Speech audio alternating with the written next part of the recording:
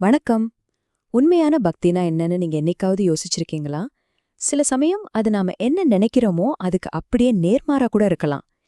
இன்னைக்கு நாம பார்க்க போற அர்ஜுனன் பீமன் கதை, பக்திக்கும் அகங்காரத்துக்கும் நடுவுல இருக்கிற அந்த மெல்லிய கோட்டை ரொம்ப அழகா நமக்கு புரிய வைக்கும். என்னை விட சிறந்த பக்தர் யாரும் இல்ல. இந்த ஒரு வரி, இந்த ஒரு எண்ணம் தான் இந்த கதைக்கே அச்சாணி. அர்ஜுனனுக்குள்ள இருந்த அந்த கர்வம் இங்கிருந்து தான் ஆரம்பிக்குது. சரி, இப்ப நம்ம கதையோட ஹீரோ அந்த மாவீரன் அர்ஜுனனை பத்தி பாப்போம். அவர்கிட்ட எல்லா திறமைகளும் இருந்துச்சு. ஆனா அவருக்கே தெரியாம ஒரு பெரிய குறை அவர்கிட்ட ஒளிஞ்சிருந்தது. அது என்னன்னு தான் இப்ப பார்க்க போறோம். அர்ஜுனன் கிட்ட நல்ல குணங்களுக்கு பஞ்சமே இல்ல. குறிப்பா கடவுள் வழிபாட்டுல ரொம்பவே கண்டிப்பானவர். தினமும் செய்ய வேண்டிய சடங்குகளை ஒரு நாள் கூட தவறவிட மாட்டார். ஏன், பூஜை முடியற வரைக்கும் சாப்பிடக்கூட மாட்டார். இந்த ஒழுக்கமே நாளடைவுல தன்னை மாதிரி ஒரு பக்தன் இல்லைன்னு அவர் நம்புறதுக்கு காரணமா இருந்துச்சு. சரி, அர்ஜுனனுக்கு அவன் தம்பி பீமனை பத்தி என்ன நினப்பு இருந்துச்சு தெரியுமா? அவன் கண்ணுக்கு பீமன் எப்ப பார்த்தாலும் சாப்பிடுறதும் தூங்குறதுமா இருக்கிற ஒரு ஆளாதான் தெரிஞ்சான்.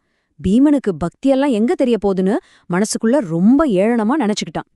இப்படிதான் அர்ஜுனன் ரெண்டு பேரையும் ஒப்பிட்டு பார்க்கறான்.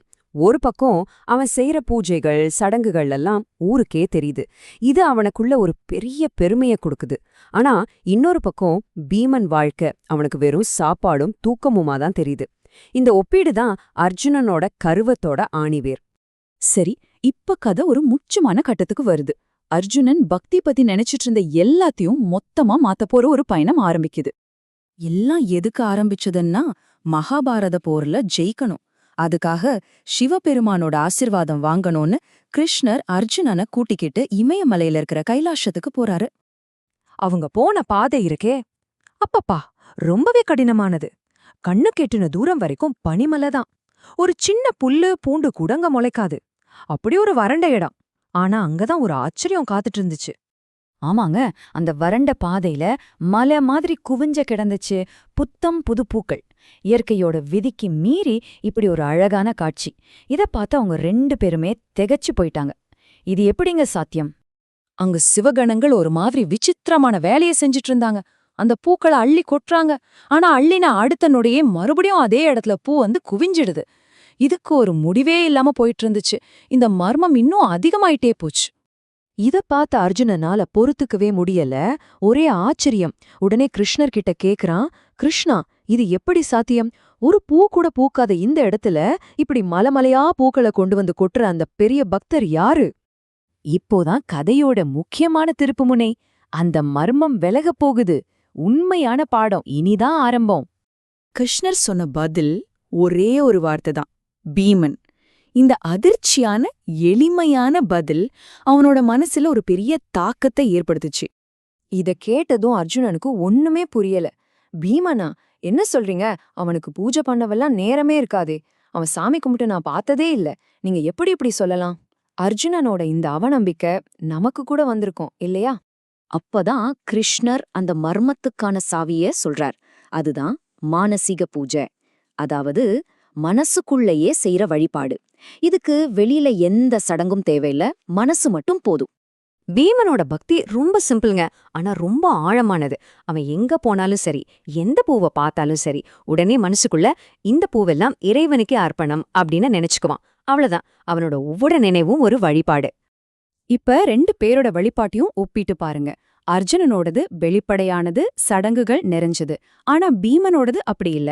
அது மனசுக்குள்ள நடக்கிறது, யாருக்கும் தெரியாது.